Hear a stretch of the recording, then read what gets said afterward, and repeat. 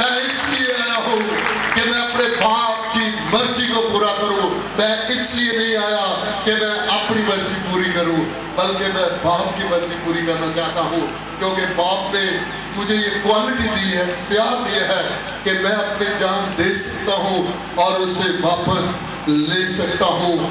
ہاللیلویا, ہاللیلویا.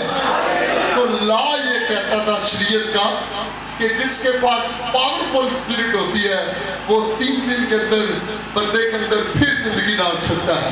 اس کے پاس کوالٹی ہوتی ہے پھر وہ زندگی کو بحال کر سکتا ہے.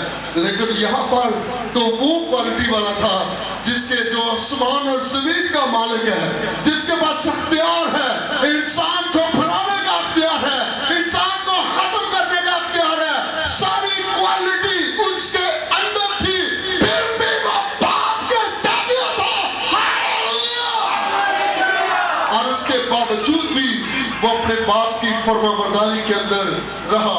آج اگر ہم دیکھیں کہ ہم اپنی قربانیوں, اپنی نیکیوں کی وجہ سے ہم نجات پا چکے ہیں, مقصد پا چکے ہیں, تو ہم دھوکہ کھاتے ہیں. اپنے کاموں کی وجہ سے, اپنی نیکیوں کی وجہ سے, یا چندوں کی یا سجاوٹ کی وجہ سے آپ نجات پاتے ہیں تو آپ دھوکہ کھا رہے ہیں. لیکن نجات مقصد یہ عام قربانیوں کی بس کی بات نہیں ہے. یہ عام قربانیاں تو لکھا ہے کہ سردار کین سال بہ سال دیتے تھے. اس بات کی ملامت ہے سال بہ سال دینا, اس بات کی شناخت ہے کہ وہ ملامت کرتی ہے کہ ہم گنہگار ہیں. لیکن یہ مسیح خداوند کی قربانی